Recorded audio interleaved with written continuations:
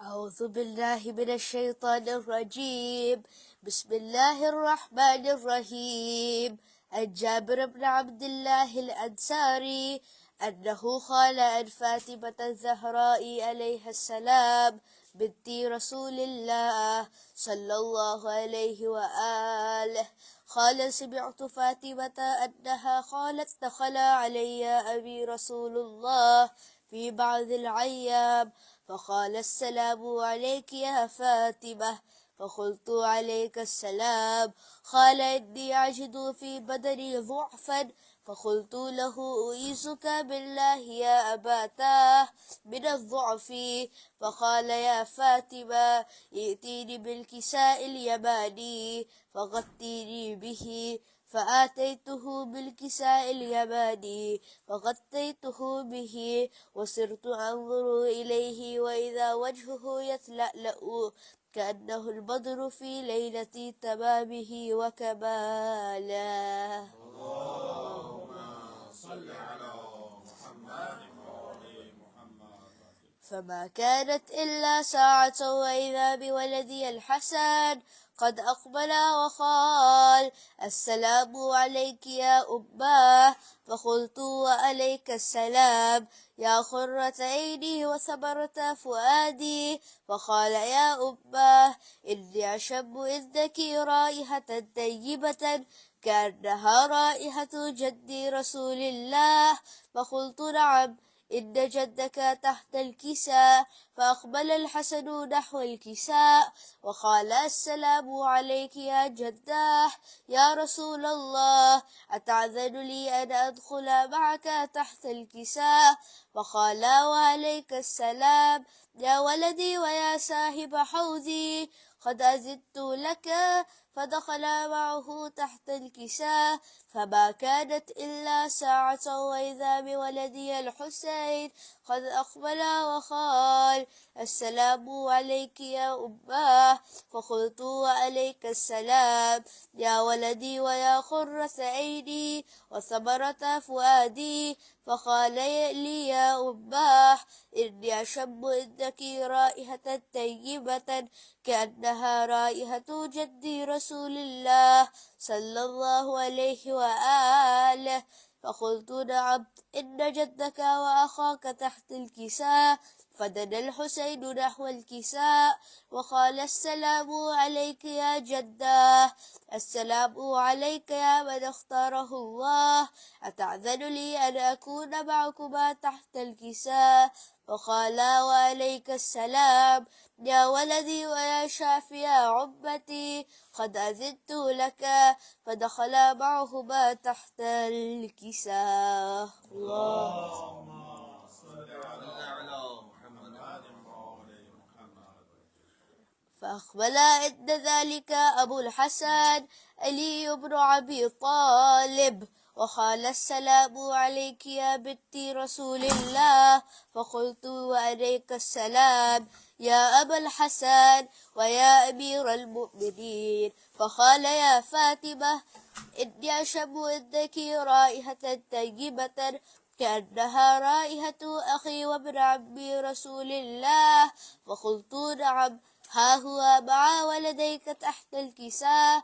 فأقبل علي نحو الكساء وقال: السلام عليك يا رسول الله، أتعذل لي أن أكون معكم تحت الكساء؟ قال له: عليك السلام يا أخي ويا بصير وخليفتي وساهب لوائي، قد أذنت لك.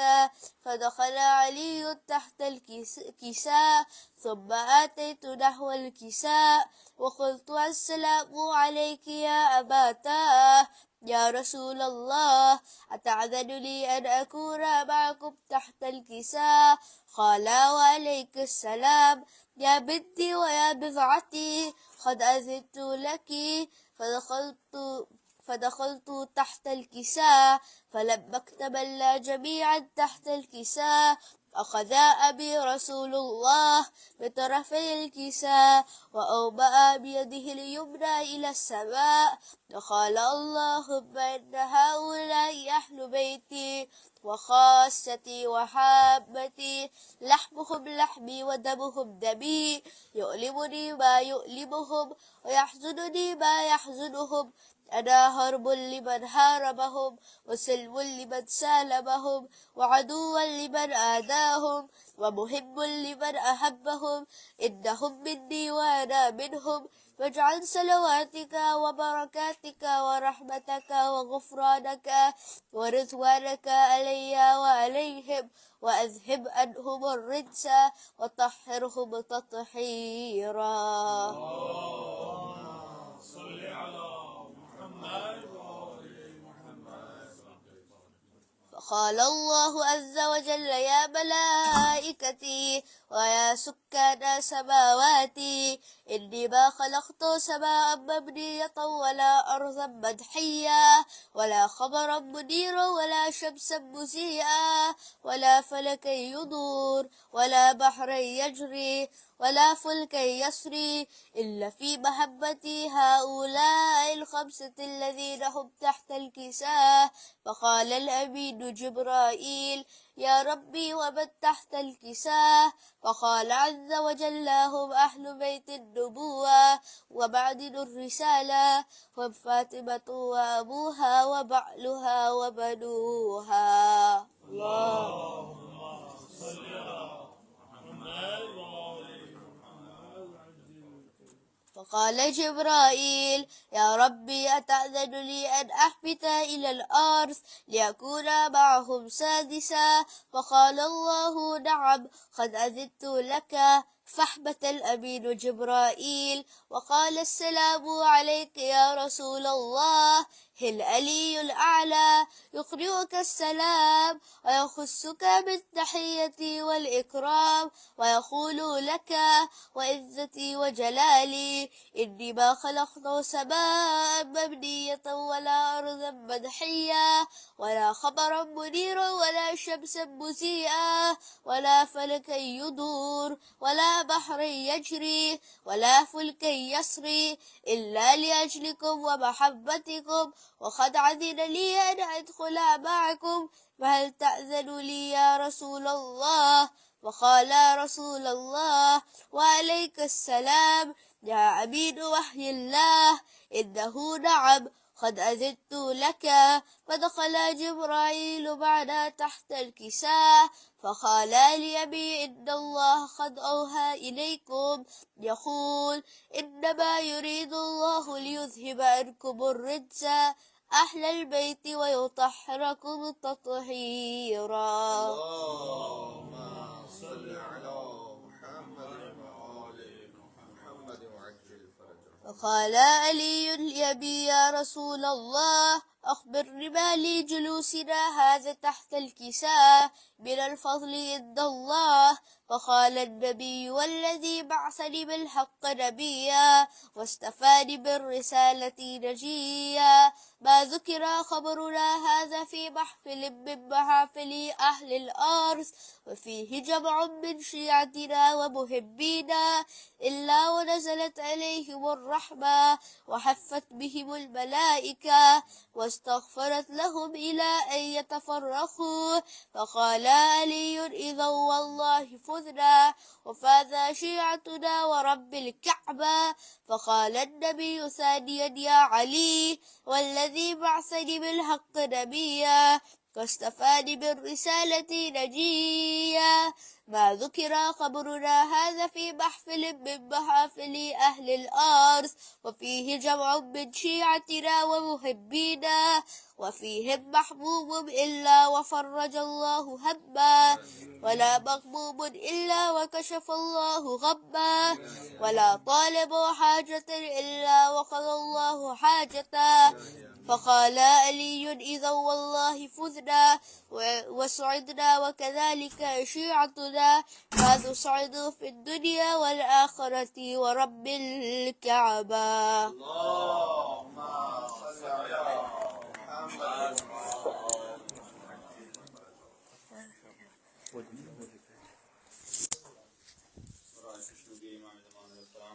4 صلوات اللهم صل على محمد وآل محمد وعجل فرجهم.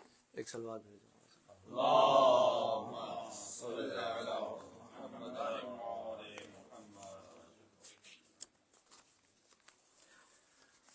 مذہب سے پہلے مولا کائنات کی شان میں کچھ شعر پیش کر رہا ہوں.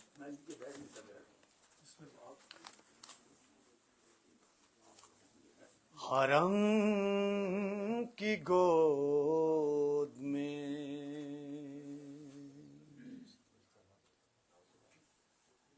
اس طرح بوتراب آئے.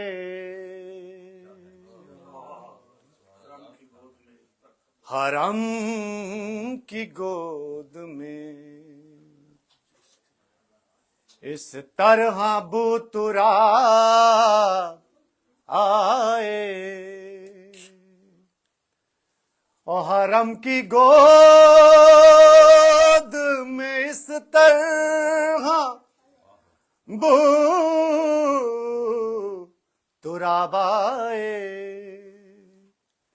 اور نبی کے قلب پہ جیسے کہ الکتاب آئے. نبی کے قلب پہ جیسے کہ الکتاب آئے. اور میں اس امام کا قائل ہوں جس کی محفل سے میں اس امام کا قائل ہوں جس کی محفل سے میرے سوال سے پہلے مجھے جواب آئے. میرے سوال سے پہلے مجھے جواب آئے. اٹھا لیا در خیبر تو جائے حیرت کیا. اٹھا لیا در خیبر تو جائے حیرت کیا. یہ حکم دے تو ہتھیلی پہ آفتاب آئے. یہ حکم دے تو ہتھیلی پہ آفتاب آئے. نبی کی سیرت و کردار میں حسین و حسن. نبی کی سیرت و کردار میں حسین و حسن. اور سوال ایک تھا دنیا کا دو جواب آئے. سوال ایک تھا دنیا کا دو جواب آئے. ایک سلوات بآواز بلند.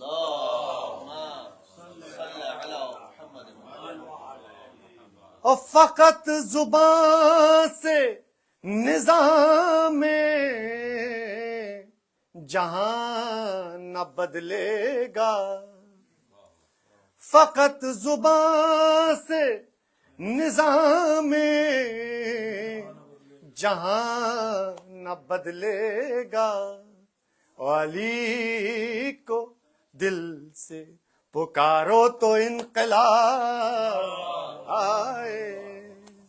علی کو دل سے پکارو تو انقلاب آئے. ایک سلوات بآواز بلند.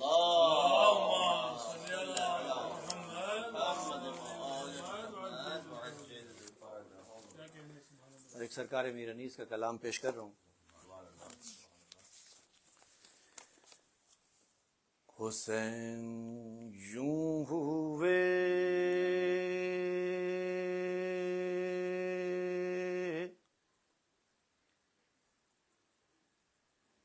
اے مجرئی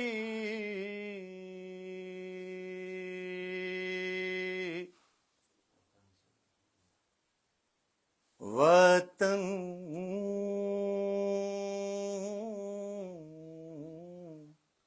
سے جدا حسین یوں ہوئے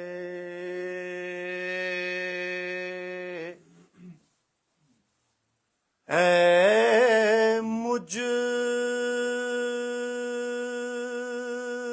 مجرئی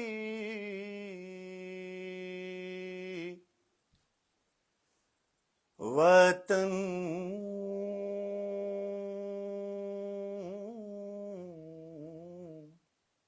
سے جدا کہ جیسے بلبلے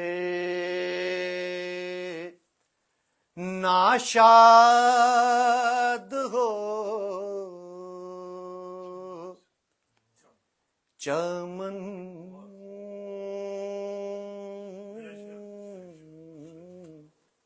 سے جدا حسین یوں ہوئے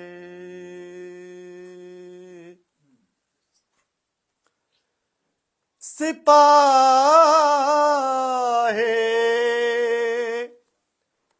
شام سے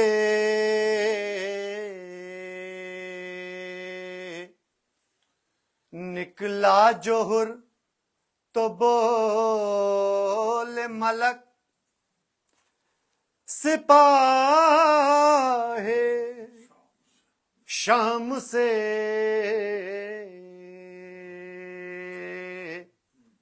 نکلا جوہر تو بولے ملک لو آفتاب درخشاں ہوا گہن سے جدا حسین یوں ہوئے جنا میں پائیں گے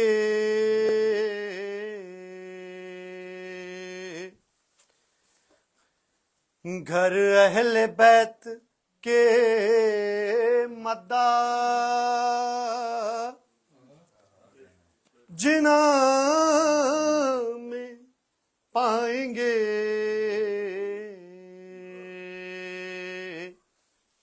گھر اہل بیت کے مداح اور صلہ خدا سے جدا لیں گے پنجتن سے جدا حسین یوں ہوئے اور وطن میں پھر کے سفر سے جو جیتے جی آئے وطن میں پھر کے سفر سے جو جیتے جی آئے وہ جب گھڑی تھی کہ اکبر ہوئے بہن سے جدا حسین یوں ہوئے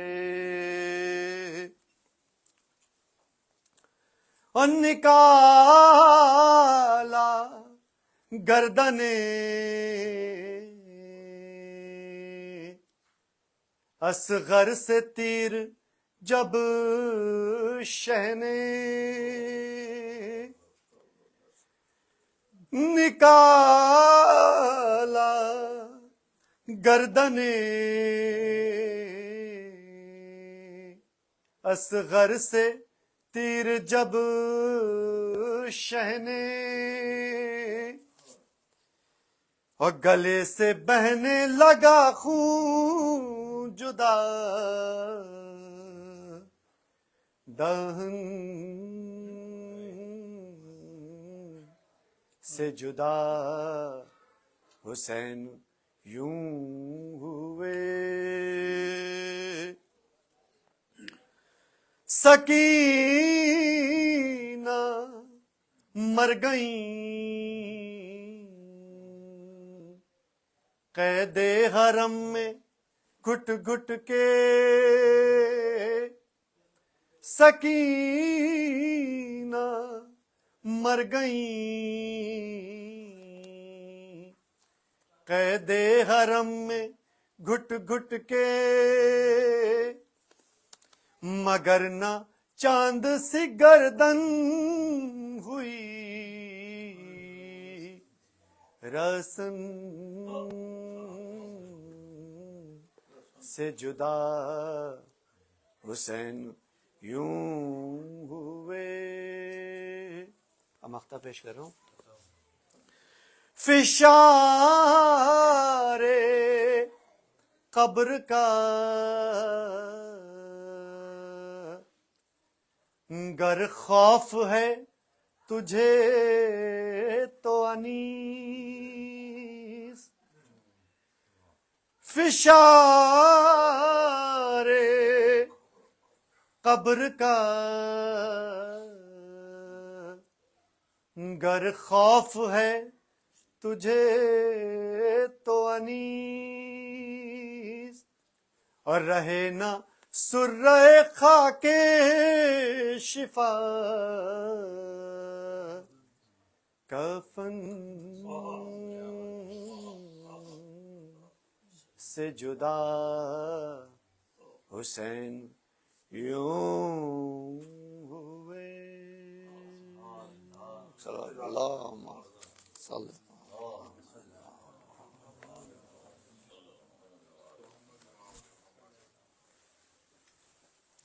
محمد وآل محمد بلندتر صلوات۔ اللہم صلی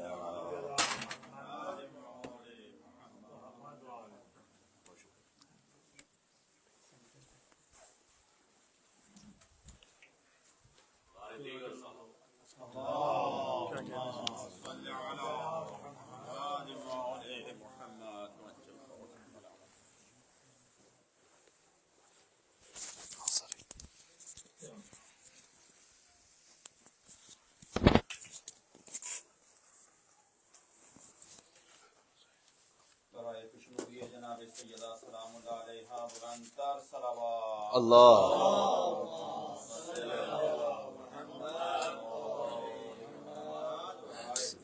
مولا الموحدین مشکل کشا شیر خدا حضرت علی ابن ابی طالب علیہ السلام صلوات۔ اللہ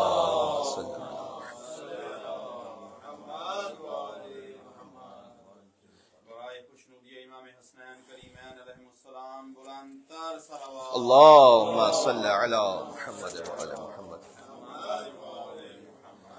ایک سورہ فاتحہ کی آپ سے گزارش ہے تمام شہداء کے لیے اور تمام حاضرین مجلس اور بانی مجلس کے مرحومین کے لیے۔ بسم اللہ الرحمن الرحیم۔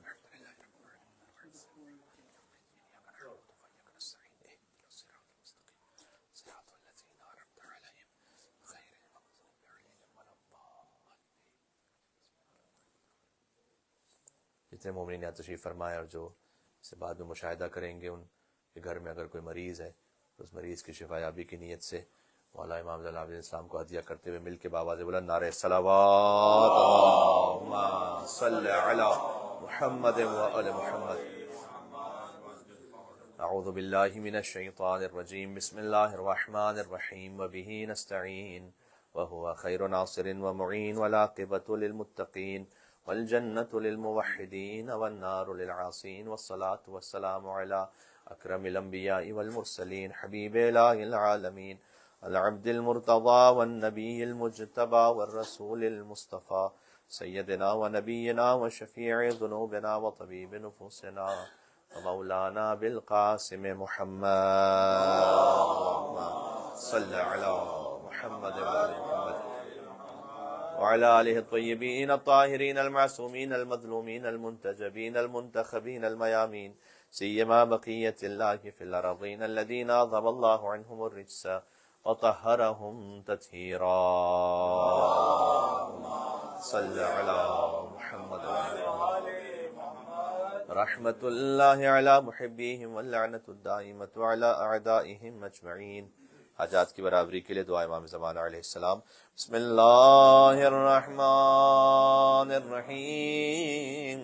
اللهم كن لوليك الحجة ابن الحسن صلواتك عليه وعلى آبائه في هذه الساعة وفي كل الساعة وليا وحافظا وقائدا وناصرا ودليلا وعينا حتى تسكنه أرضك طوعا وتمتعه فيها طويلا.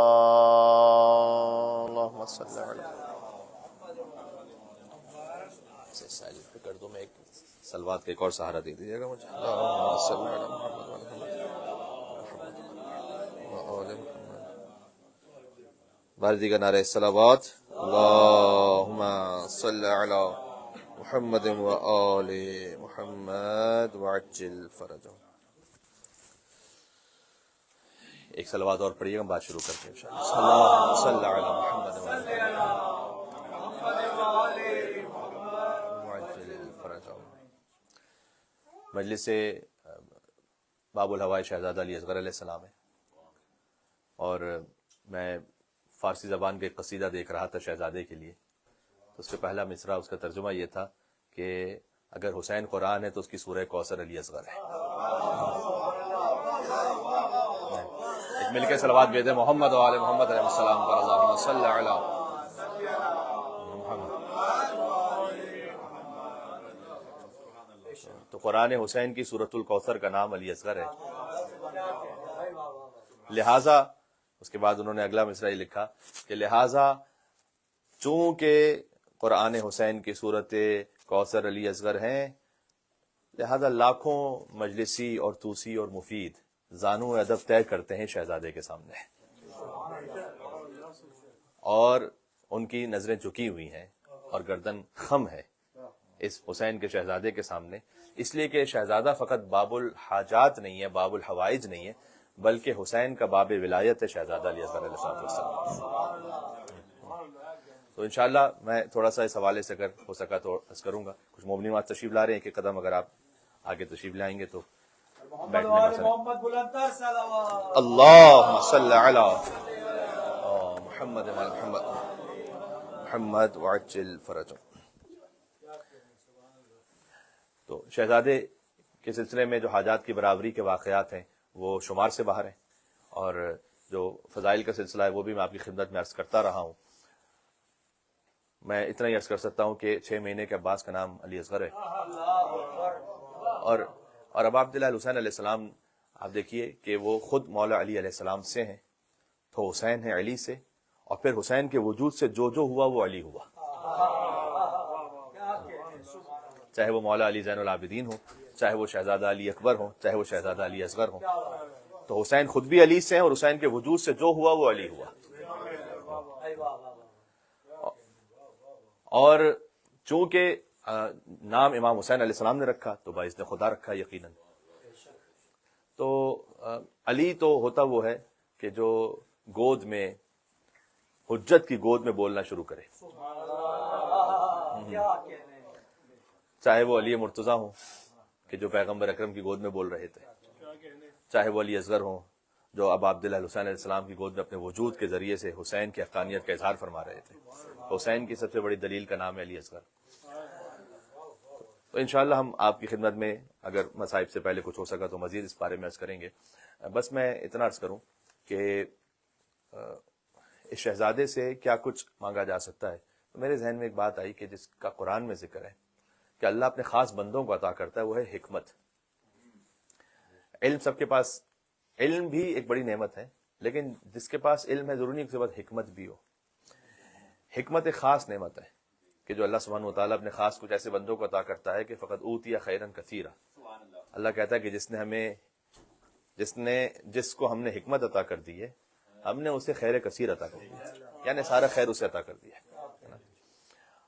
اور جو حکمت ہے اس کا معاملہ اب آپ غور فرمائیے گا. حضرت لقمان جن کے نام سے پورا سورہ ہے قرآن میں، تو حضرت لقمان چونکہ ان کی حکمت کا ذکر احادیث میں ہے، یعنی جسے اللہ حکمت عطا کرے تو اس مقام پہ پہنچ جاتا ہے کہ پھر امام صادق علیہ السلام فرمائے کہ لقمان یہ کہتے تھے، یا امام باقر علیہ السلام فرمائیں کہ لقمان نے یہ کہا. بلکہ اللہ سبحانہ وتعالیٰ قرآن میں کہے کہ وقال لقمان اپنے بیٹے سے کہیں وہو یعظہ، جبکہ وہ اسے نصیحت کر رہے تھے کہ لا تشرک باللہ ان الشرک لظلم عظیم، خبردار اللہ کے ساتھ کسی کو شریک نہ قرار دینا، اس لیے کہ شرک ظلم عظیم ہے. تو جس کے پاس حکمت ہوتی ہے اللہ سبحانہ وتعالیٰ اس کا کلام قرآن میں ذکر کرتا ہے. اور سب سے بڑے حکیم اس امت کے خود حضور نے فرمایا کہ انا دار الحکمہ وعلی بابھا، انا مدینۃ الحکمہ وعلی بابھا بھی حدیث ہے، انا دار الحکمہ وعلی بابھا بھی حدیث ہے. اور اس میں ایک لطافت یہ ہے کہ علم کے لیے مدینہ کا لفظ استعمال ہوا اور حکمت کے لیے دار کا لفظ استعمال ہوا ہے. یعنی میں علم کا شہر ہوں، علی اس کا دروازہ ہے. پھر فرمایا میں حکمت کا گھر ہوں اور علی اس کا دروازہ ہے، کیونکہ حکمت محدود ہے.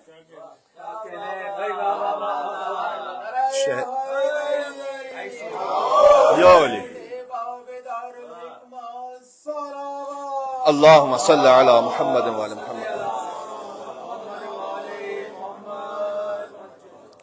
تو حکمت عطا کیسے ہوتی ہے، مختصر سی گفتگو ہے، اور پھر میں اسے رب دے دوں گا شہزادہ علی اصغر علیہ السلام سے. تمہید سمجھ لیجیے آپ اس سلسلے میں.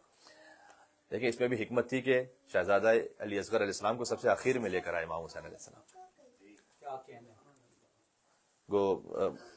بہت ایک نفیس شعر ہے کہ گو جسم کا قد سورہ والناس سے کم تھا. شہزادے کے لیے گو جسم کا قد سورہ والناس سے کم تھا، رتبہ نہ مگر حضرت الیاس سے کم تھا. رتبہ نہ مگر حضرت الیاس سے کم تھا، گو زور تبا آج مگر پیاس سے کم تھا. اچھا، یہ جو زور تبا آج مگر پیاس سے کم تھا، یہ جو کم تھا یہ کیا ہے؟ گو زور تبا آج مگر پیاس سے کم تھا، طاقت میں حبیب اور نہ عباس سے کم تھا. طاقت میں حبیب اور نہ عباس سے کم تھا. اور اس کی دلیل کیا ہے؟ دنیا نے لڑائی کے قوانین بنائے، جو سب سے بہادر ہو آخر میں جائے.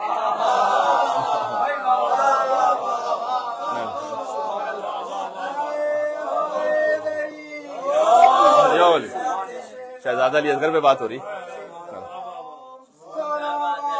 اللہم صلی علی.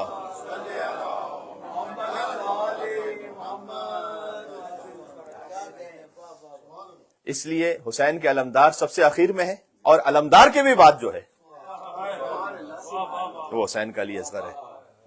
لہذا شہزادے کی زیارت میں ایک فقرہ ہے کہ السلام علی الجسد الصغیر والروح الکبیر.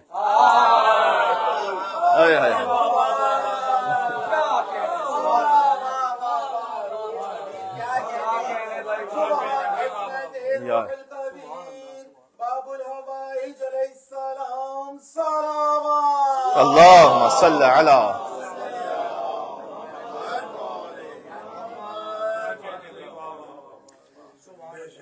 سلام ہو جسد صغیر پر اور روح کبیر پر. اس لیے کہ اہل بیت علیہ السلام کے خانوادے میں مقام کا تعلق سن سے نہیں ہوتا، مقام کا تعلق روح سے ہوتا ہے. یہ ذرا غور فرمائیے گا، مقام کا تعلق اس روح سے، اس روح کی بلندی. تو اس کے لیے فارسی زبان میں لفظ استعمال ہوتا ہے کہ صغیر السن ہے لیکن پیر راہ ہے. جب حضرت مریم کے عیسیٰ کے بارے میں کہیں کہ انی عبداللہ آتانی الکتاب وجعلنی نبیہ، تو جو 3 دن کی عیسیٰ ہیں وہ گفتگو فرما رہے ہیں. تو حضرت علی اصغر علیہ السلام 6 مہینے کا یہ ظاہری سن ہے، ورنہ جو نورانی کیفیت ہے. تو جسد صغیر پر سلام لیکن روح کبیر پر سلام، اس لیے کہ یہ روح متصل ہے عبداللہ الحسین علیہ السلام سے. تو عزیزوں، میں جو عرض کر رہا تھا کہ اللہ سبحانہ وتعالیٰ جب کسی کو بہت زیادہ خیر عطا کرنا چاہے تو اللہ نے قرآن میں کہا اسے حکمت عطا کرتے ہیں. مال و دولت کا یہاں ذکر نہیں ہے، فرمایا ہم اسے حکمت عطا کرتے ہیں. اچھا، اس حکمت کے یہ قرآن کی آیت ہے اور سورہ بقرہ میں اللہ سبحانہ وتعالیٰ نے اسے بیان فرمایا ہے، آیت نمبر 269 ہے. اب اس حکمت سے مراد کیا ہے؟ ایک لفظ ہے، اس کے آپ سینکڑوں معنی لے سکتے ہیں، تقریباً 29 معنی اس کے موجود ہیں. حکمت سے مراد نورانیت بھی ہے، حکمت سے مراد قرآن کی سمجھ بھی ہے. اچھا، یہ وہ حکمت ہے کہ اللہ سبحانہ وتعالیٰ نے انبیاء کے کاموں میں کام میں رکھا ہے. سورہ جمعہ والذی بعث فی الامیین رسولا منہم یتلو علیہم آیاتہ ویزکیہم ویعلمہم الکتاب والحکمہ، کہ حضور مکرم کا کام یہ ہے کہ وہ امت کو کتاب اور حکمت کی تعلیم دیں گے. تو یہاں بعض علماء نے لکھا کہ حکمت سے مراد مثلا قرآن ہے، تو قرآن کی تعلیم ہے حکمت سے مراد. اگر تمام اقوال کا آپ خلاصہ کر لیجئے تو حکمت سے مراد ہے اشیاء کی حقیقت کو سمجھ لینا، یہ ہے حکمت. ایک بڑی لطیف دعا ہے، میں نے جب اسے پہلی دفعہ شہر قم میں تھا اور میں اس کی پہ جب اپنے طور پر جس حد تک میرے ممکن تھا گہرائی میں پہنچا، اللہم ارنی الاشیاء کما ہی، بہت ایک جملے کی دعا ہے لیکن سمندر ہے اس میں. پروردگار تو مجھے اشیاء کو ویسے دکھا دے جیسے کہ وہ ہیں. اللہ، کیونکہ ایک ظاہر ہے پھر اس کا ایک باطن ہے، اشخاص کا ایک ظاہر ہے پھر ان کا ایک باطن ہے. اللہم ارنی الاشیاء کما ہی، پروردگار تو مجھے ایسے دکھا کہ جیسے کہ وہ ہیں. یہ کسی کے پاس آ جائے یہ حکمت ہے. تو حضرت لقمان، روایت ہے کہ لقمان سے پوچھا گیا کہ آپ اس حکمت کے مقام پہ کیسے پہنچے، تو 6 امور انہوں نے بیان کیے. میں آپ کی خدمت میں عرض کر دیتا ہوں تاکہ حکمت کے راستوں کو طے کر سکیں کچھ. اچھا، حضرت لقمان کے لیے یہ ہے کہ وہ سوڈان سے، اس وقت کا جو سوڈان ہے تقریباً اس علاقے سے ان کا تعلق تھا. زیادہ سیاہ فام غلام تھے اور شہرت بھی نہیں تھی، مال بھی نہیں تھا، ظاہری طور پر حسن بھی نہیں تھا. تو ان سے کسی نے کہا کہ آپ کے پاس نہ شہرت ہے، نہ ظاہری طور پر حسن ہے، نہ کوئی بہت بڑا نسب اور خاندان ہے، تو پھر یہ حکمت آئی کیسے؟ تو انہوں نے جواب دیا کہ میں پہنچا ان 6 امور کے ذریعے سے اس مقام پر آ جاؤں.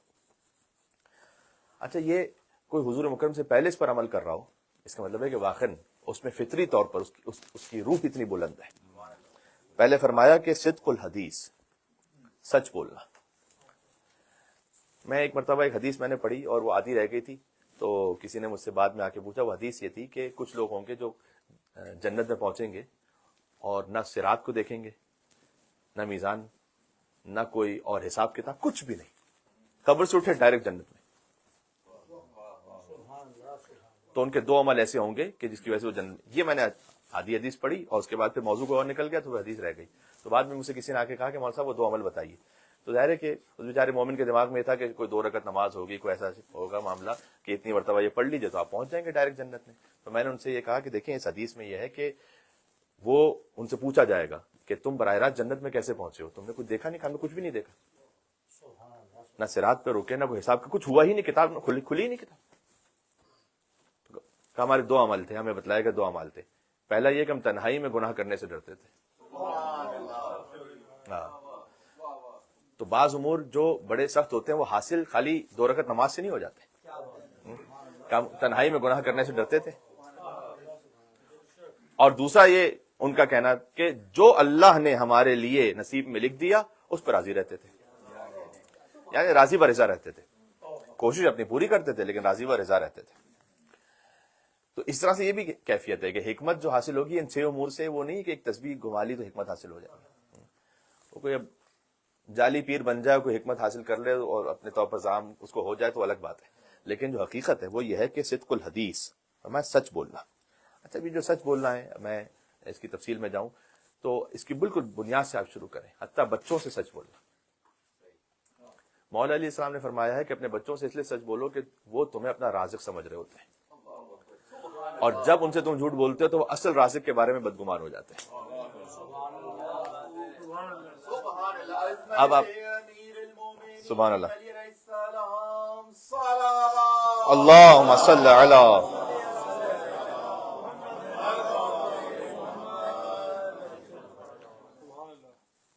تو اگر آپ کہیں جا رہے ہیں بچہ لپٹ گیا کہ مجھے آنا ہے تو آپ اسے یہ نہ کہیں کہ میں کل آپ کو لے جاؤں گا اگر آپ نہیں لے جانے والے. اس لیے کہ وہ پھر اظہار تو نہیں کرتا، لیکن بہرحال 1 بار اور 2 بار اور 3 بار اور 10 بار. تو مولا نے کہا کہ اگر تم اس سے جھوٹ بولتے رہو گے تو وہ تمہیں اپنا رازق سمجھتے ہیں. اس کے بعد آپ اس سے کہیں گے بیٹا نماز پڑھو تو نماز کا یہ ثواب ہے، تو یقین کرے گا؟ کیونکہ 10 مرتبہ وہ آپ کو اس بات پہ دیکھ چکا ہے کہ بابا نے کہا تو کیا نہیں تھا. تو اب وہ آپ اس کو کسی عبادت کے بارے میں کہیں گے، کسی نیک عمل کے بارے میں کہیں گے، اس کے دل پر اثر نہیں، اس لیے کہ اس کو یقین نہیں. تو مولا نے کہا کہ وہ اصل رازق کے بارے میں بدگمان ہو جائیں گے. تو صدق الحدیث پہلا ہے کہ سچ بولنا، یہ حکمت عطا کرتا ہے انسان کو. وہ ادا الامانہ، اور امانت کو ادا کر دینا.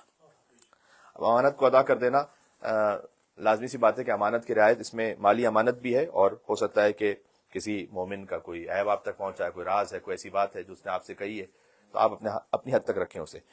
ترک ما لا یغنی، بے معنی اور بے مقصد کاموں کو ترک کر دینا. یہ حرام کام کی طرف اشارہ نہیں ہے. کچھ کام ایسے ہیں زندگی میں، آپ کسی جوان سے کہیں کہ نماز پڑھو، ہو سکتا ہے کبھی چڑھ جائے، کہتا ہے کہ نماز روز کیوں پڑھنی ہوتی. وہی جوان 70 منٹ سوشل میڈیا پر یہ دیکھتا رہے گا کس کی کس سے شادی ہوئی، کس سے طلاق ہوئی. تو یہ کیا معاملہ ہے؟ اس لیے کہ وہ لا یعنی بے مقصد زندگی میں پڑا ہوا ہے. دعا مکارم الاخلاق کا جملہ ہے مولا زین العابدین سید الساجدین علی بن حسین علیہ السلام کا، اللہم صلی علی محمد وعلی محمد. مولا فرماتے ہیں، ظاہر ہماری اصلاح کے لیے، مولا فرماتے ہیں کہ پروردگار میری زندگی کو ان امور میں مشغول نہ کر دینا جس کا تو قیامت میں کوئی سوال نہیں کرنے والا. بڑی اہم بات ہے. کبھی انسان کی زندگی ایسے کاموں میں لگی ہوتی، یہاں مراد حرام نہیں ہے، ایک بے مقصد کام ایسا کہ جس کا کوئی سوال ہی نہیں ہونے والا. قیامت میں کہاں سوال ہونے والا ہے کہ آپ نے کتنا واٹس ایپ دیکھا تھا، مثال کے طور پر ایک بات کہہ رہا ہوں. تو جو بے مقصد کاموں سے اپنے آپ کو بچا لے، اللہ اسے حکمت عطا کرتا ہے. وغض و بصری، اپنی نگاہوں کو حرام سے بچا لینا. وکف و لسانی، زبان کو بند رکھنا. وعفت و تعمتی، اور شکم کی پاکیزگی. یا لقمان نے کہا یہ 6 امور میں نے انجام دیے. فرمایا فمن نقص عن ھذا فہو دونی، جو اس سے کم کرے، جو اس سے کم عمل کرے وہ مجھ سے نیچے ہے. ومن زاد علیہ فہو فوقی، لیکن حضرت لقمان جانتے تھے کہ کچھ ایسے ہیں کہ جو اس سے بہت بلند ہے. ہائے ہائے ہائے ہائے، جو اس سے بلند ہو جائے وہ مجھ سے بہت بلند ہے. ہائے ہائے ہائے ہائے ہائے، سبحان اللہ. اللہم صلی علی محمد وعلی محمد. ان سے بلند کون ہے؟ دیکھیں کہیں میں نے روایت میں نہیں پڑھا کہ حضرت لقمان کا فی نفسی ذکر کرنا عبادت ہے،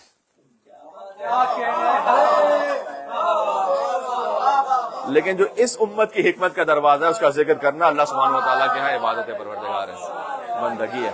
ایک مل کے سلوات میں نام ہے حیدر کرار علی اللہ. اللہم صلی علی محمد وعلی محمد. ومن عملہ فہو مثلی، اور جو اس پر عمل کرے وہ مجھ جیسا ہے. ظاہر ہے لقمان جیسا بننا اس کا مطلب یہ کہ ممکن ہے، باقی تو پھر ممکن ہی نہیں ہے. تو صدق الحدیث، سچ بولنا. میں اس کو ایک ایک کر کے آپ کی خدمت میں دوبارہ سے ریکال کر دوں. سچ بولنا، امانت کو ادا کرنا، بے مقصد کاموں کو ترک کر دینا، نگاہوں کو حرام سے روک لینا، زبان کو فضولیات سے روک لینا، اور شکم کی پاکیزگی. تو یہ بڑا اہم ہے. اب غور کیجئے گا، میں عرض کروں نہج البلاغہ کی جو حکمت نمبر 211 جس وقت میرے ذہن میں، بعض نسخوں میں 209 ہے، بعض میں 211 ہے. اس میں 13 جملے مولا علی علیہ السلام کے، 13 یہ مختلف حدیثیں ہیں. اس میں سے ایک حدیث بڑی لطیف ہے. مولا نے فرمایا کہ کتنی عقلیں ہوتی ہیں جو نفس کی اسیر ہو جاتی ہیں. جب عقل نفس کی اسیر ہو جائے، دیکھیں عقل کو امیر ہونا چاہیے اور نفس کو اسیر ہونا چاہیے، لیکن اگر نفس امیر ہو جائے اور عقل اسیر ہو جائے تو پھر چاہے علم ہو انسان کے پاس، چاہے معلومات ہوں اس کے پاس، لیکن سورہ اعراف میں آیت نمبر 176 میں اللہ سبحانہ وتعالیٰ نے بلم باور کا ذکر کیا کہ اللہ نے کہا کہ اس کے پاس ہماری آیات تھی، نشانیاں تھیں، اور ہم چاہتے تو اس کو بلند کر سکتے تھے، لیکن وَلَٰكِنَّ أَخْلَدَهُ إِلَى الْأَرْضِ، لیکن اخلد إِلَى الْأَرْضِ، لیکن اس نے یہ چاہا کہ زمین کی پستیوں میں گرا رہے، آسمانی نہ بنے، زمینی رہے، لیکن وَاتَّبَعَ هَوَاهُ، اس لیے کہ خواہشات نفس کی پیروی کرتا رہا.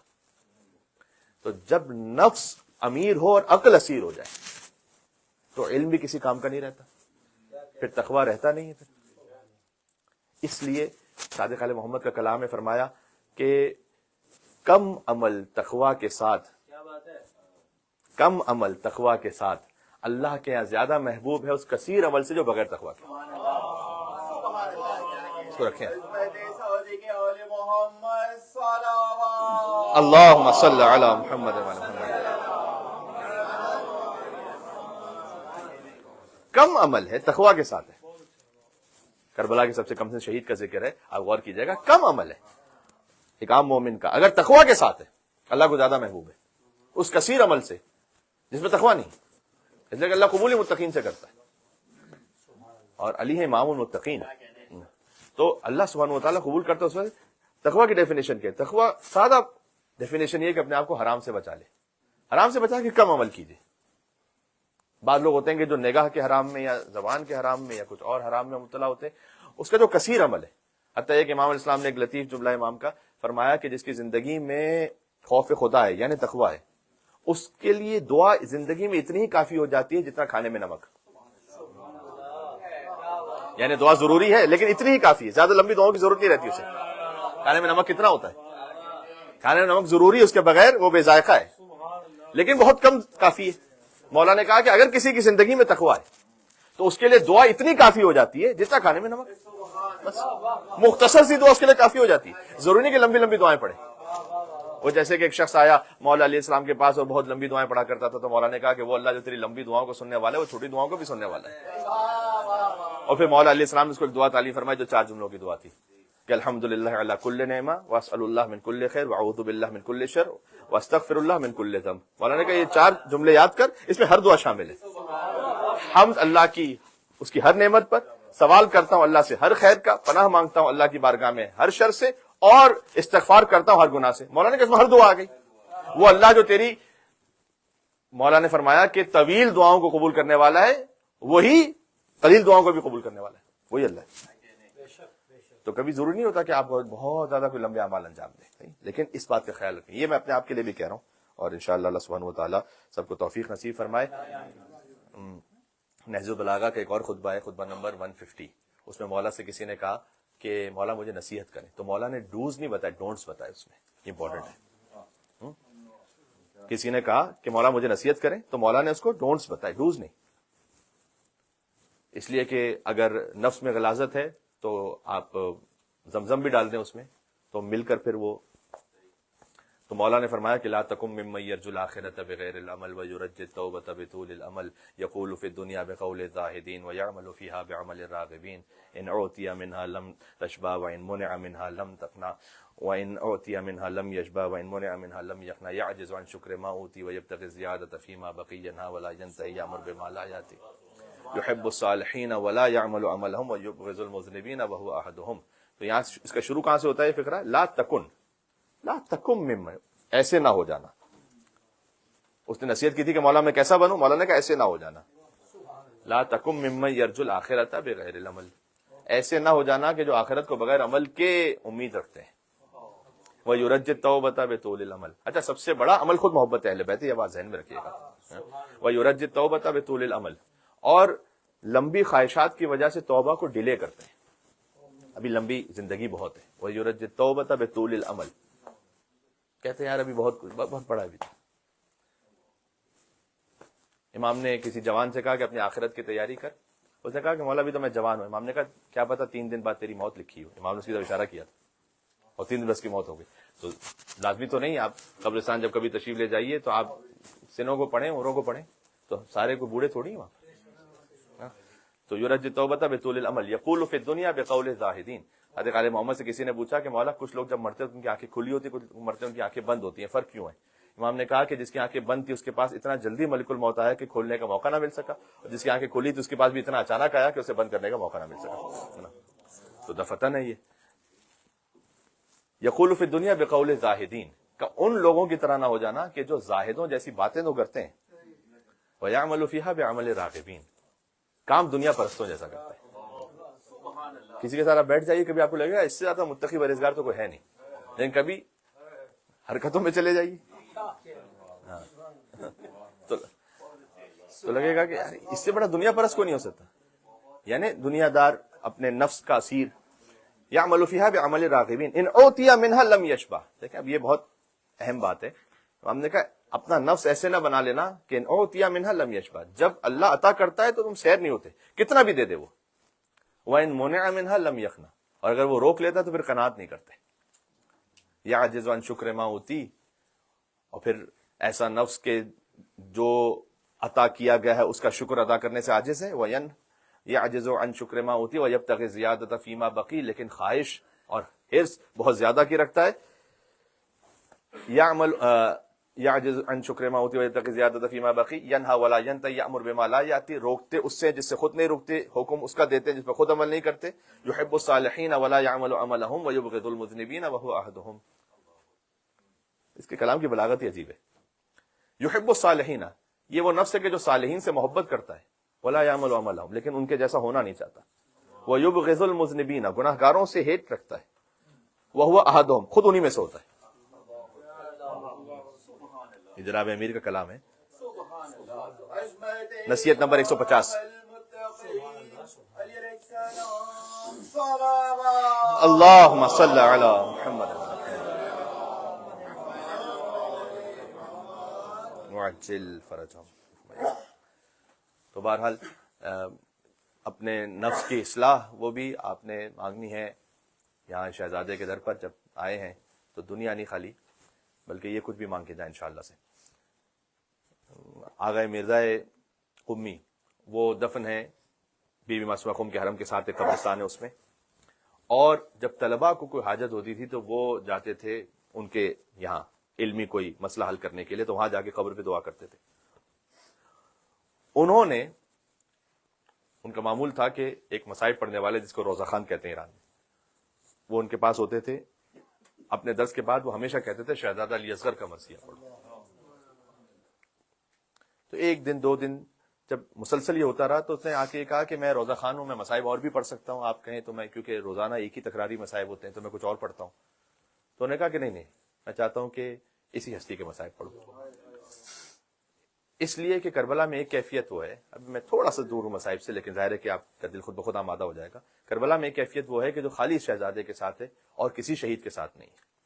حتیٰ اس میں شامل کیا مرزا قمی شیرازی نے اب عبداللہ الحسین علیہ السلام اور ابو الفضل عباس علیہ السلام اور تمام شہیدان کربلا.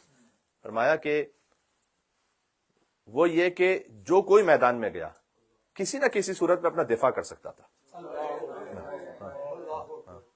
لیکن جب یہ شہزادہ حسین کی گود میں گیا تو فقط باپ کی آغوش میں تھا.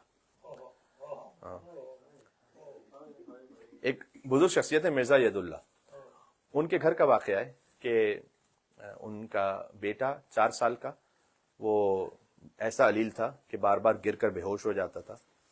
تو انہوں نے کہا کہ میں شہزادے سے توسل کرتا ہوں اور اسی 4 سالہ بچے کی طرف سے میں عریضہ لکھتا ہوں شہزادہ علی اصغر کو. تو گویا اس طرح سے انہوں نے لکھا کہ آپ حسین کے فرزند ہیں, میں آپ کو آپ کے بابا کا واسطہ دیتا ہوں اور اس وقت کا واسطہ دیتا ہوں جب آپ اپنے بابا کی گود میں آئے تھے. میں مریض ہوں, چلتے ہوئے گر جاتا ہوں, تو آپ مجھے اپنے بابا کے صدقے میں شفا عطا فرمائیں. اور کہتے ہیں کہ پھر اس بچے سے ایک رسمی طور پر جیسے ایک انگوٹھا لگوا لیا انہوں نے. اب یہ عریضہ ڈالیں کہاں پر؟ تو کہتے ہیں کہ ایک ظاہر آج کے زمانے کی بات نہیں تھی کہ جہاں بہت سارے ظاہر ہوتے ہیں ماشاءاللہ, کم ظاہرین ہوتے تھے. تو کہتے ہیں کہ بڑی مشکل سے ایک ظاہر ڈھونڈا جو کربلا جا رہا تھا. تو میں نے اس سے کہا یہ عریضہ ہے, مولا حسین کی ذریعے میں ڈال دینا. اب جتنے یہاں تشریف فرمائے, میں آپ تمام کے حاجات کی برابری کی نیت سے اس بات کو پڑھ رہا ہوں. اور یہ عجب بات میں نے ہمیشہ دیکھی کہ صاحب خانہ, مجھے نہیں یاد پڑتا کہ میں نے کوئی مجلس ان کے یہاں پڑھی ہو اور کہیں نہ کہیں کسی بھی کیفیت میں امام رضا علیہ السلام کا ذکر نہ آ گیا. تو وہ کہتے ہیں کہ میں نے عریضہ لکھا اور کچھ عرصے بعد میرے بیٹے کو شفا بھی ملی. امام رضا علیہ السلام آئے میرے خواب میں. اب امام رضا علیہ السلام کیوں آ رہے خواب میں؟ کہتے ہیں امام رضا علیہ السلام میرے خواب میں آئے اور انہوں نے, آپ تقریر کا پہلا جملہ اس کو جوڑ لیجئے گا اس جملے سے, انہوں نے آ کر یہ کہا, میں نے عرض کیا یہ پیر راہ ہیں, انہوں نے آ کر یہ کہا کہ میں نے اپنے چچا علی اصغر سے سفارش کر دی ہے اور انہوں نے تیرے بیٹے کو شفا عطا کر دی. تو میں نے دیکھا کہ میرا بیٹا تو ٹھیک ہو چکا, لیکن میرے دل میں خیال یہ تھا کہ امام رضا علیہ السلام کیوں آئے مجھے بتلانے کے لیے. اور پھر اس ظاہر سے کئی مہینوں بعد کہیں پہ ملاقات ہوئی تو میں نے کہا کہ میرے بیٹے کو تو شفا مل گئی. کہا بس وہ معاملہ یہ ہوا کہ ہمیں زیارت پہ جانا تھا, لیکن زیارت پر جاتے ہوئے ایک کے بعد ایک ایسے مسائل آئے کہ میں کربلا تو نہیں جا سکا. تو میں نے کہا کربلا نہیں جا سکتا تو مشہد پہنچ جاؤں کم سے کم. اور میرے دل میں خیال آیا کہ وہ عریضہ جو مجھے کربلا میں ذریعے میں ڈالنا تھا وہ امام رضا علیہ السلام کے ذریعے میں ڈالنا. تو میں نے وہ شہزادہ علی اصغر علیہ السلام سے حاجت کا عریضہ مولا رضا علیہ السلام کے ذریعے میں ڈال دیا. تب اسے سمجھ میں آیا کہ مولا رضا علیہ السلام کیوں آئے تھے خواب میں یہ بتلانے کے لیے کہ میں نے اپنے چچا علی اصغر سے سفارش کر دی ہے تیرے بیٹے کی کہ اسے شفا مل جائے گی, ہے نا. تو گویا آپ کہہ سکتے ہیں کہ باب الائمہ ہیں شہزادہ علی اصغر علیہ السلام, باب الحوائج ہیں شہزادہ علی اصغر علیہ السلام. اور بچہ بچہ تیرا ہر عمر میں غالب نکلا اور پڑ گیا وقت تو اصغر ابو طالب نکلا. تو شہزادہ علی اصغر علیہ السلام کی مجلس ہے. عزیزوں, آپ سالہ سال سے مجھے سن رہے ہیں اور میں کوشش کرتا ہوں کہ مصائب کو تو نہیں بدلا جا سکتا, لیکن کچھ نہ کچھ ایک پہلو اور آتا رہے تاکہ معرفت کچھ اور بڑھتی بھی رہے. اللہ تعالیٰ نے واقعہ لکھا ہے حضرت موسیٰ علیہ السلام اور ان کی والدہ کا. جب حضرت موسیٰ علیہ السلام کی ولادت ہوئی, اللہ نے حکم دیا کہ اے موسیٰ کی ماں آپ بچے کو دریا میں ڈال دیجئے. واقعہ قرآن میں. اب ماں کے لیے سخت ہے نا, یہ چار قرآن میں جملے موجود ہیں حضرت موسیٰ علیہ السلام کی والدہ کے قلب کی تسلی کے لیے کہ ہم نے بار بار ان سے یہ کہا. پہلے تو کہا وَأَوْحَيْنَا إِلَىٰ أُمِّ موسیٰ, سب سے پہلے تو ہم نے وحی کی موسیٰ کی والدہ کی طرف. وَرَبَطْنَا عَلَىٰ قَلْبٍ, آگے کہا کہ ہم نے ان کے دل کو مضبوط بھی کیا اور ہم نے ان سے وعدہ بھی کیا کہ رادو ہم پلٹائیں گے اس بچے کو, پلٹائیں گے آپ کی طرف. ہم نے ان سے وعدہ بھی کیا. وَجَاعِلْهُ مِنَ الْمُرْسَلِينَ, اور ہم نے یہ بھی وعدہ کیا کہ ہم اس بچے کو رسولوں میں سے قرار دیں گے. چار تسلیاں دی اللہ سبحانہ و تعالیٰ نے, تب بھی جب وہ دریا میں ڈال رہی تھی تو ماں کا دل تھا بالآخر. تو اپنے ایک شیرخوار بچے کو کیسے وہ دریا میں ڈال دیں, تو بڑا سخت تھا وہ حضرت موسیٰ کی ماں کے لیے. اب سوچیں علی اصغر کی ماں پہ کیا گزرا.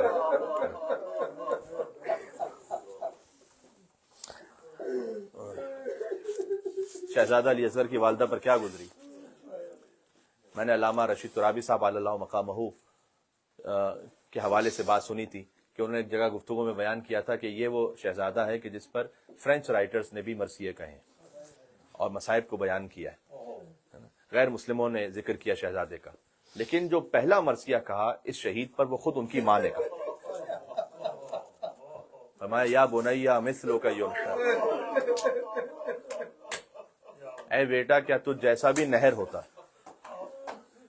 نہر اور ذب میں فرق یہ ہے کہ ذب آپ جانتے ہیں کہ چھری پھیر کر کیا جاتا ہے, لیکن نہر خنجر گھونپ کے کیا جاتا ہے.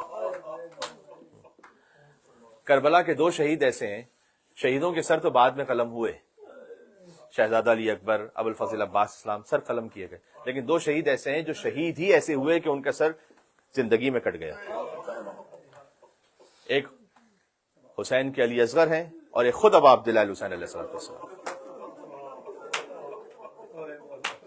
2 شہید ایسے ہیں کہ جنہیں سر کاٹ کر ہی شہید کیا گیا, جبکہ حسین 6 ماہ کے قرآن کو لے آئے.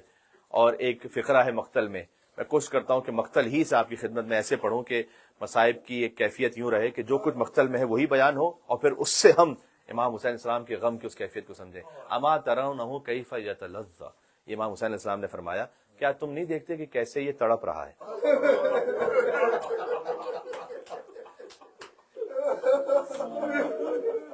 یہ تڑپ رہا ہے, میں نے ترجمہ اس لیے کیا کہ مجھے اردو میں اس کے علاوہ کوئی لفظ نہیں ملتا یا تلظہ کا, ورنہ تلظہ جو عربی زبان کا لفظ ہے یہ اس وقت استعمال ہوتا ہے کہ جب ایک مچھلی کو پانی سے نکال دیا جائے,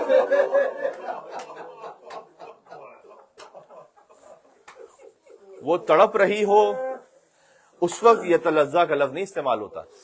اس وقت استعمال ہوتا ہے کہ جب وہ تڑپتے تڑپتے اس قدر خستہ ہو چکی ہو کہ اب وہ فقط اپنا منہ کھولتی ہو اور بند کر لیتی ہو. اگر ایک مچھلی اپنا منہ کھولتی ہے فقط اور بند کر لیتی ہے, اس وقت یہ تلظہ کا لفظ استعمال ہوتا ہے. یعنی علی اصغر علیہ السلام تڑپ تڑپ کر اس کیفیت میں پہنچ چکے تھے کہ گویا کبھی اپنے دہن مبارک کو کھولتے تھے اور کبھی بند کرتے تھے, پھر کھولتے تھے اور پھر بند فرماتے تھے.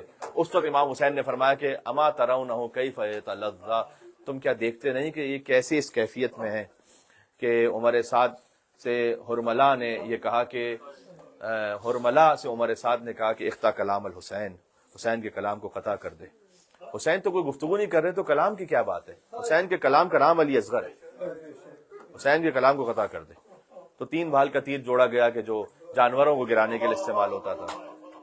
فَذُبِحَ الطِّفْلُ مِنَ الْأُذُنِ إِلَى الْأُذُنِ، حاجات کی برابری کی مجلس ہے یہ۔ آپ بھی اپنے دل میں کوئی نہ کوئی حاجت، کوئی نہ کوئی منت یقیناً طلب فرمائیے گا۔ بہت سے مومنین ایسے جنہوں نے التماس سے دعا کا اپنی اپنی حاجات کی برابری کے لیے، ان سب کو شامل کرتے ہیں۔ بچہ ایک کان سے دوسرے کان تک ذبح ہو گیا۔ انکار آسماں کو ہے راضی زمین نہیں، اصغر تمہارے خون کا ٹھکانہ کہیں نہیں۔ ہاں۔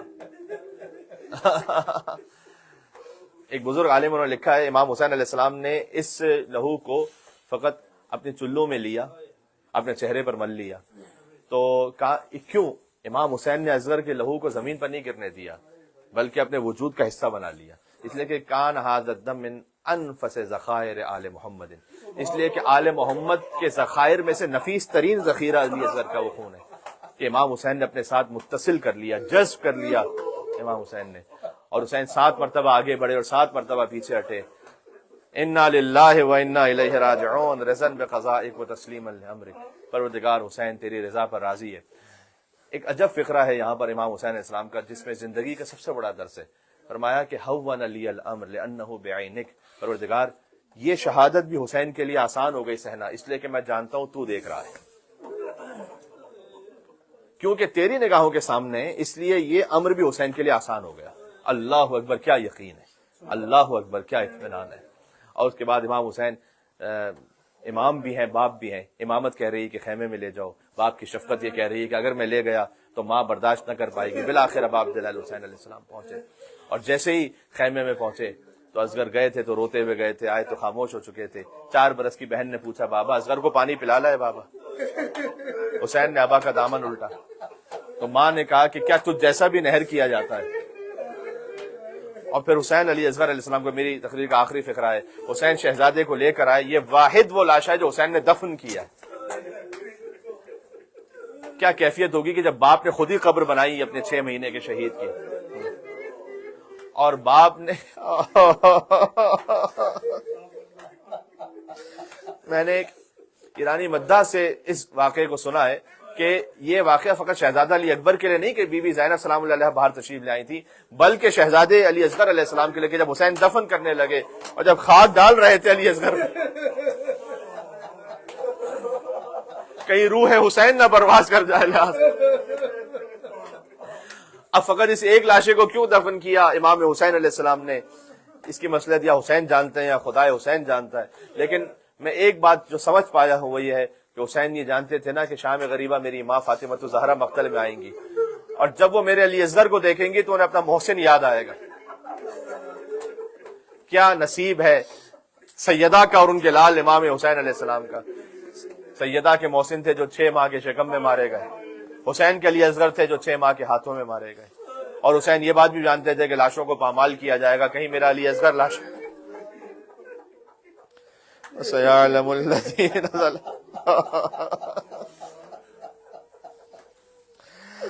آج بھی حسین کے سینے پر تعویذ کی صورت میں ہے علی اصغر علیہ السلام، گنج شہیدہ بھی نہیں۔ اے خدائے حسین، تجھے اس شہادت کا واسطہ ہے اور امام حسین اور اس فرزند حسین کا واسطہ ہے، حاجات کو پوری فرما دے، تیری رضا پر راضی رہنے کی توفیق عطا فرما، محمد اور آل محمد علیہ السلام کا واسطہ، نگاہوں کو پاک فرما دے، زبان کو غیبت و تہمت و حسد سے بچا لے، شکم کو حلال رزق عطا فرما۔ پروردگار تجھے واسطہ محمد اور آل محمد کا، قلب مقدس امام عصر و زمان کو ہم سے راضی و خوشنود فرما۔ دنیا میں جہاں کہیں ظلم و ستم ہو رہا ہے، مظلومین جہاں کی نصرت فرما، ظالمین کو نیست و نابود فرما، حضرت حجت کے ظہور پر نور میں تعجیل فرما۔ ربنا تقبل منا انک انت السمیع العلیم بجائے محمد وآلہ الطیبین الطاہرین۔ شہزادہ علی اصغر علیہ السلام پر بلندتر نعرہ صلوات، اللہم صل علی محمد وآل محمد وعجل فرجہ۔ جزاک اللہ۔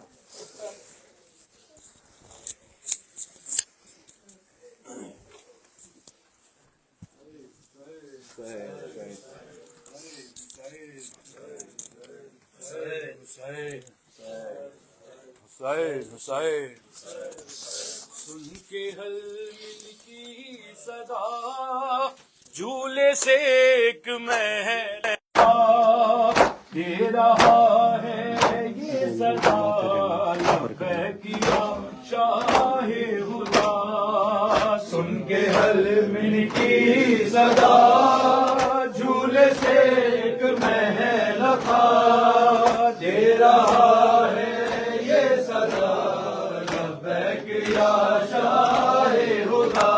سے کر کو بلا آخری فدیہ تیرا تجھ کو دیتا ہے صدا لبیک یا شاہ خدا.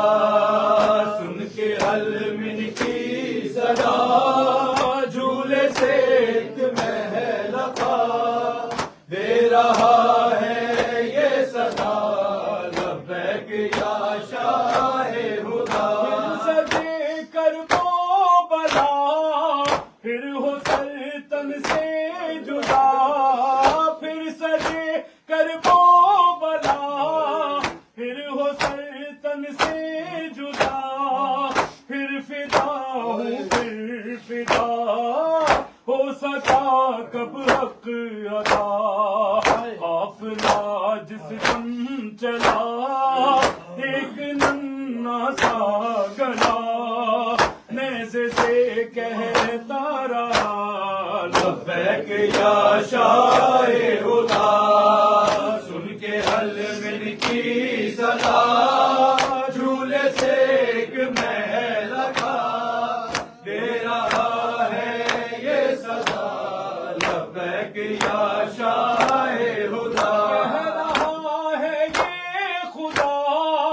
کہہ رہے ہیں مصطفیٰ کہہ رہا ہے یہ خدا کہہ رہے ہیں مصطفیٰ کہہ رہے ہیں مرتضیٰ کہہ رہے ہیں مجتبیٰ. انبیاء نے بھی کہا اولیاء نے بھی کہا اوصیاء نے بھی کہا لبیک یا شاہ خدا. سن کے حلمل کی صدا جھولے سے ایک محل دے رہا ہے یہ صدا لبیک یا شاہ خدا. دنوں کا تھا وہ دور تھا اندھیرا چاروں راندھیوں کا تھا وہ دور تھا اندھیرا چاروں بس زمین سے تھا فلک واہ حسین کا تھا شور. دی جو اصغر نے صدا دی ملائک نے صدا دی خلائق نے صدا لبیک یا شاہ خدا. سن کے حلمل کی صدا جھولے سے ایک محل دے رہا ہے یہ صدا لبیک یا شاہ خدا. کیا جانے تو کون ہوں میں کون تو صدا ہے میں گلو جو بہے میرا لہو. ایک نامت عرش پر ایک نامت فرش پر خون ہے ناحق میرا لبیک یا شاہ خدا. سن کے حلمل کی صدا جھولے سے ایک محل دے رہا ہے یہ صدا لبیک یا شاہ خدا. کربلا ہے یہ نویر آئینہ ہے یہ نویر سلسلہ ہے یہ نویر تذکرہ ہے یہ نویر. اس نے ہی پائی بقا مر کے بھی زندہ رہا جس نے جیتے جی کہا لبیک یا شاہ خدا. سن کے صدا جھولے سے ایک محل کا دے رہا ہے یہ صدا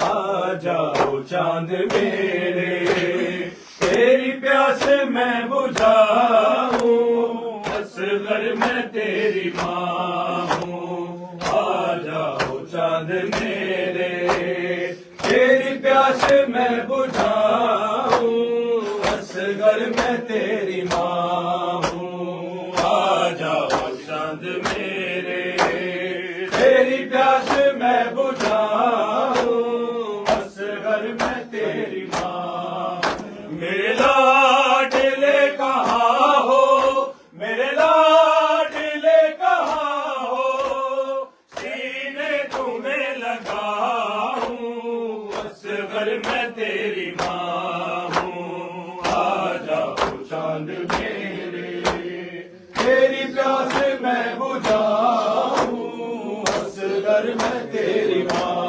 ہوں آ جاؤ چاند میرے تیری پیاس میں بجھاؤں اصغر میں تیری ماں بیٹا تمہارا قاتل میرے سامنے کھڑا ہے جانے کیوں ہنس رہا ہے چادر بھی لٹ چکی ہے منہ کس طرح چھپاؤں اصغر میں تیری ماں ہوں آ جاؤ چاند میرے تیری پیاس میں بجھاؤں اصغر میں تیری ماں ہوں آ جاؤ چاند میرے تیری پیاس میں بجھاؤں اصغر میں تیری ماں تیرے جھولے کو سکینہ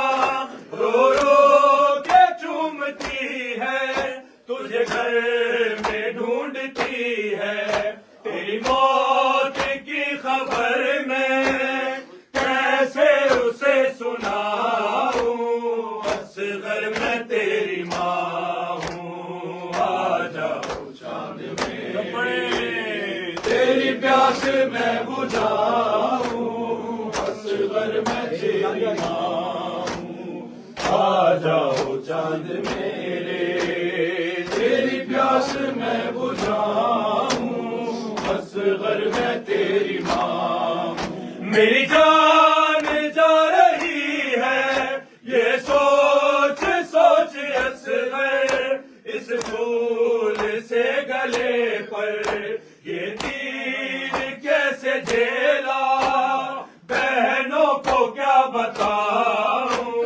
اصغر میں تیری ماں ہوں آ جاؤ چاند میرے تیری پیاس میں بجھاؤں اصغر میں تیری ماں جھولے کے ساتھ بیٹا میرے ہاتھ جل گئے ہیں ظالم بھی ہنس رہے ہیں تیری آخری نشانی میں کس طرح بچاؤں اصغر میں تیری ماں ہوں آ جاؤ چاند میرے تیری پیاس میں بجھاؤں اصغر